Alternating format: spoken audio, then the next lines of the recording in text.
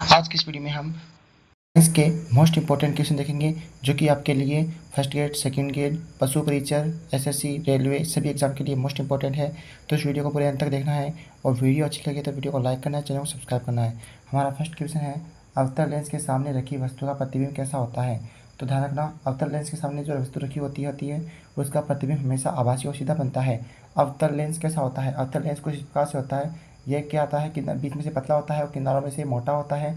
और अवतल लेंस में जो भी प्रतिबिंब बनते हैं वो आभासी और सीधा बनते हैं, ठीक है ना। और दर्पण की तरफ बनते हैं, यानी जैसे ये जो प्रतिबिंब बनेंगे वो इस तरफ बनेंगे, इस साइड बनेंगे।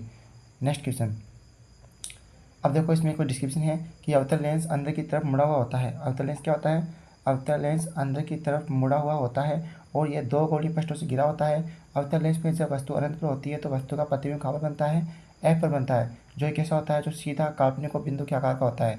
दोस्तों मैं आपको जानकारी बता दूं कि प्रतिबिंब दो प्रकार के होते हैं, एक तो होता है आभासी प्रतिबिंब और एक होता है वास्तविक प्रतिबिंब। आभासी प्रतिबिंब होते हैं ये हमेशा सीधे प्राप्त होते हैं और ये काल्पनिक होते हैं और इन्हें पर्दे पर प्राप्त नहीं कर सकते हैं। जबकि एक दूसरा प्रतिबिंब होता है, वो कौन सा होता है? वो होता है कौन सी वाला? वो होता है वास्तविक प्रतिबिंब। वास्तविक प्रतिबिंब होते हैं ये क्या होते हैं? ये हमेशा उल्टे प्राप्त होते हैं। वास्तविक प्रतिबिंब क्या होते हैं? हमेशा उल्टा प्राप्त होते हैं और इन्हें पर्दे पर प्राप्त कर सकते हैं। अगला क्वेश्चन, गोलीय दर्पण के परावर्तक पृष्ठ के केंद्र को क्या कहते हैं? गोलीय दर्पण का परावर्तक पृष्ठ के केंद्र को बोलते हैं ध्रुव कहते हैं। जैसे मान लो ये दर्पण कौन सा है? ये वाला दर्पण है अवतल दर्पण। इसके यहाँ पर जो होता है मध्य बिंदु उसको बोलते हैं ध्रुव, बोलते हैं पी बोलते हैं। और ये होता है हमारा उत्तल दर्पण। उत्तल दर्पण में क्या होता है? अंदर की तरफ पॉलिश की होती है और इसके भी यहाँ पर क्या होता है? ध्रुव होता है। ध्रुव को पी से लिखते हैं और दर्पण में सभी दूरियां ध्रुव से मापी जाती हैं। नेक्स्ट क्वेश्चन, जल का अपवर्तनांक कितना होता है? 1.31, 1.33, 1.36, 2.42। इसका राइट आंसर आएगा 1.33 होता है जल का अपवर्तनांक। अपवर्तनांक क्या होता है? किसी निश्चित रंग के प्रकाश के लिए आपतन कोण की जा और अपवर्तन कोण की जा का अनुपात को क्या बोलते हैं? अपवर्तनांक कहते हैं। साइन आई, ये होता है क्या? ये होता है sine I upon sine R. इसे हम एन से रिप्रेजेंट करते हैं और म्यू से भी रिप्रेजेंट करते हैं और जल का अपवर्तनांक 1.33 होता है। अपवर्तनांक किसी रंग के निश्चित रंग के प्रकाश के लिए आपतन कोण की जा और अपवर्तन कोण की जा का अनुपात एक निश्चित अनुपात होता है, इसे अपवर्तनांक कहते हैं। इसे स्मॉल एन से प्रदर्शित किया जाता है। नेक्स्ट प्रश्न है, प्रकाश का वेग सर्वाधिक किसमें होता है? प्रकाश का वेग सर्वाधिक किसमें होता है? तो इसका राइट आंसर आएगा निर्वात में। निर्वात क्या होता है? निर्वात एक ऐसा क्षेत्र होता है जहाँ पर वायु बिल्कुल भी न हो। तो जहाँ पर वायु बिल्कुल भी नहीं होती है वहाँ पर प्रकाश का वेग सबसे ज़्यादा होता है। कितना होता है? ये होता है लगभग 3 × 10⁸ मीटर प्रति सेकंड होता है। दोस्तों प्रकाश के द्वारा हमें सभी वस्तुएं दिखाई देती हैं और प्रकाश एक विद्युत चुम्बकीय तरंग होती है जिसकी वजह से इसके संचरण के लिए किसी प्रकार के माध्यम की आवश्यकता नहीं होती। निर्वात में प्रकाश का वेग कितना होता है? 3 × 10⁸ मीटर प्रति सेकंड होता है, जो कि सबसे अधिक वेग है। प्रकाश के संचरण के लिए किसी भी प्रकार के माध्यम की आवश्यकता नहीं होती है और प्रकाश एक विद्युत चुम्बकीय तरंग है। नेक्स्ट क्वेश्चन है, लेंस की क्षमता का सूत्र क्या होता है? लेंस की क्षमता का सूत्र क्या होता है? तो ये होता है P = 1/f। P = 1/f ये होता है लेंस की क्षमता का सूत्र होता है। और लेंस की क्षमता का जो मात्रक होता है वो होता है क्या होता है? लेंस की क्षमता का जो मात्रक होता है वो होता है डायोप्टर। क्या होता है? डायोप्टर। डायोप्टर होता है लेंस की क्षमता का मात्रक। और इसमें जो फोकस दूरी ली जाती है वो हमेशा मीटर में ली जाती है, ये बात हमेशा ध्यान में रखना। और चलिए बात कर लेते हैं लेंस के द्वारा प्रकाश किरणों को मोड़ने की क्षमता। लेंस के द्वारा प्रकाश किरणों को अभिसरण या अपसरण करने की क्षमता को लेंस की क्षमता कहते हैं। लेंस के द्वारा प्रकाश किरणों को मोड़ने की क्षमता क्या बोलते हैं? लेंस की क्षमता बोलते हैं। या फिर ऐसे बोल सकते हो, लेंस के द्वारा प्रकाश किरणों का अभिसरण या अपसरण करने की क्षमता क्या कहलाती है? लेंस की क्षमता कहलाती है। उत्तल लेंस के लिए जो फोकस दूरी होती है वो क्या होती है? धनात्मक होती है। और अवतल लेंस के लिए फोकस दूरी होती है वो ऋणात्मक होती है। उत्तल लेंस की फोकस दूरी धनात्मक, अवतल लेंस के लिए फोकस दूरी क्या होगी? ऋणात्मक होती है। ये मैंने आपको बता दिया।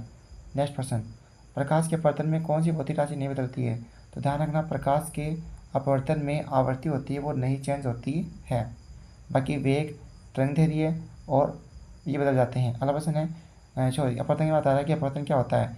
अपवर्तन क्या होता है? देखो अपवर्तन समलोकांशी अपवर्तन क्या होता है कि जब प्रकाश की किरण एक माध्यम से चलकर दूसरे माध्यम में प्रवेश करती है तो वह क्या होती है? अपने पथ से विचलित हो जाती है। इस घटना को क्या बोलते हैं? अपवर्तन कहते हैं। और जब प्रकाश की किरण विरल माध्यम से सघन माध्यम में आएगी, विरल माध्यम से अगर सघन माध्यम में आएगी तो वो अभिलंब की ओर झुक जाएगी। इसके अपोजिट अगर सघन से विरल में जाएगी तो अभिलंब से दूर हट जाती है। विरल माध्यम क्या होता है? विरल माध्यम वह होता है जहाँ पर माध्यम कण दूर दूर होते हैं। और सघन माध्यम क्या होता है? सघन माध्यम वह होता है जहाँ पर माध्यम के कण पास पास होते हैं। अगला प्रश्न, अब देखो ये बता रखा है, अपवर्तन जब प्रकाश किरण एक माध्यम से चलकर दूसरे माध्यम में प्रवेश करती है तो वह अपने पथ से विचलित हो जाती है। इस घटना को अपवर्तन कहते हैं। जब प्रकाश की किरण सघन माध्यम से विरल माध्यम में जाएगी तो वह विलंब से दूर हट जाएगी, और जब प्रकाश की किरण विरल माध्यम से सघन माध्यम में जाएगी तो वह क्या होगी, तो वह अभिलंब की ओर झुक जाती है। सघन माध्यम में वह होता है जहाँ पर माध्यम के कण बहुत पास पास होते हैं। विरल माध्यम वह होता है जहाँ पर माध्यम के कण दूर दूर होते हैं। अगला प्रश्न, जैसे कांच और वायु में कांच क्या होगा, सघन होगा, और वायु क्या होगा, विरल माध्यम होगा। दोस्तों ये हमारी इंस्टाग्राम आईडी है, आप हमें इंस्टाग्राम आईडी पर फॉलो कर सकते हो। नेक्स्ट, मोतियाबिंद के उपचार के लिए कौन सा लेंस काम आता है, तो मोतियाबिंद के उपचार के लिए इंट्राओक्यूलर लेंस काम आता है।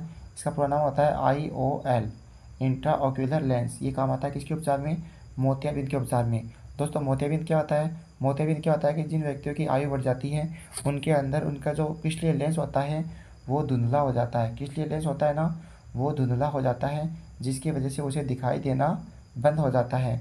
इसका उपचार है वो शल्य चिकित्सा के द्वारा संभव है, ऑपरेशन के द्वारा संभव है। अगला प्रश्न, किसी अवतल दर्पण की वक्रता 10 सेमी है तो अवतल दर्पण की फोकस दूरी क्या होगी। बहुत ही अच्छा क्वेश्चन है। इसने वक्रता त्रिज्या कितनी दी है, वक्रता त्रिज्या 8 दी है, कितनी, 10 सेमी दी है। और इसकी फोकस दूरी कितनी दी है, फोकस दूरी हमें निकालना है। तो हम जानते हैं कि आप फोकस दूरी होती है वो वक्रता त्रिज्या क्या होती है, आधी होती है। तो 10 में 2 का भाग देंगे तो हमारा कितना जाएगा, ये निकल के आ जाएगा कितना, 10 में 2 का भाग दोगे तो निकल के आ जाएगा 5।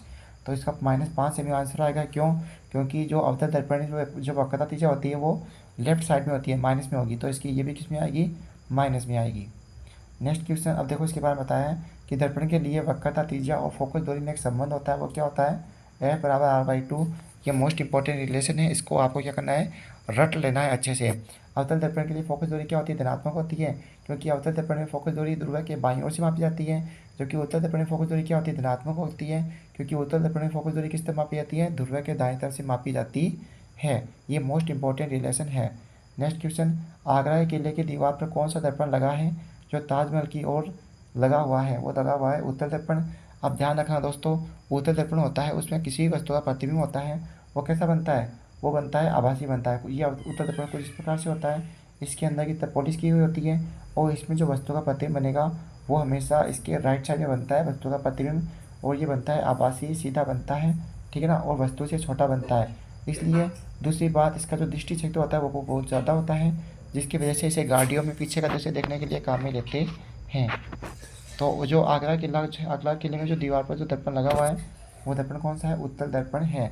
उत्तल दर्पण क्या होता है, ऐसा दर्पण जिसके अंदर वाले पृष्ठ पॉलिश की होती है और उभरा हुआ पृष्ठ होता है वो क्या करता है, परावर्तक पृष्ठ का कार्य करता है, उत्तल दर्पण कहलाता है। उत्तल दर्पण किसी वस्तु का प्रतिबिंब सीधा छोटा बनाता है।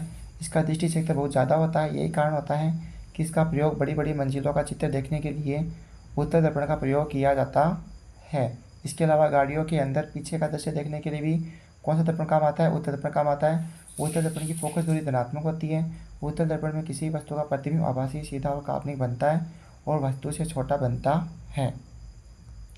समतल दर्पण के द्वारा प्रतिबिंब कैसा बनता है, तो समतल दर्पण के द्वारा प्रतिबिंब बनता है वो बनता है पार्श्व उल्टा। ध्यान रखना, समतल दर्पण क्या होता है, ऐसा दर्पण जो क्या होगा, समतल होगा, उसका कोई पृष्ठ गोलीय न हो, ये समतल दर्पण है। अब इसमें किसी वस्तु का प्रतिबिंब, जैसे मान लो ये 5 सेमी की कोई वस्तु है तो इसका प्रतिबिंब बनेगा वो भी क्या बनेगा, 5 सेमी का ही बनेगा। और इसमें जो प्रतिबिंब बनता है वो कैसा बनता है, आभासी बनता है, सीधा बनता है और वस्तु के बराबर बनता है और उतनी दूरी पर बनता है जितनी दूरी पर क्या होती है, वस्तु रखी हुई होती है। और इसमें पार्श्व उल्टा का मतलब ये है कि आपका दायां उस प्रतिबिंब का बायां होगा और आपका बायां उस प्रतिबिंब का क्या होगा, दायां होगा।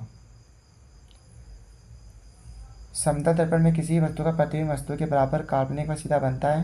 प्रतिबिंब उतनी दूरी पर बनता है जितनी दूरी पर वस्तु रखी हुई होती है। समतल दर्पण में किसी भी वस्तु का प्रतिबिंब पार्श्व उल्टा होता है, मतलब आपका दायां भाग प्रतिबिंब का बायां भाग होता है और आपका बायां भाग क्या होगा, प्रतिबिंब का दायां भाग होता है। इसलिए समतल दर्पण में बनने वाला प्रतिबिंब आभासी, वस्तु के बराबर और पार्श्व उल्टा होता है। प्रकाश के परावर्तन में होता है, प्रकाश के परावर्तन में क्या होता है, I = R होता है। प्रकाश का परावर्तन कुछ इस प्रकार से होता है कि जब प्रकाश की किरण एक माध्यम से चलकर दूसरे माध्यम के पृष्ठ से टकराती है तो वापस उसी माध्यम में लौट जाती है। इस घटना को क्या बोलते हैं, प्रकाश का परावर्तन कहते हैं। इसमें ये अभिलंब और आपतित किरण के बीच में जो एंगल बनता है उसे बोलते हैं आपतन कोण। और परावर्तित किरण और अभिलंब के बीच में जो एंगल बनता है उसे बोलते हैं परावर्तन कोण। ये दोनों कोण हमेशा क्या होते हैं, बराबर होते हैं। दोस्तों आज की वीडियो में इतना ही। वीडियो पसंद आए वीडियो लाइक करें, चैनल को सब्सक्राइब करें।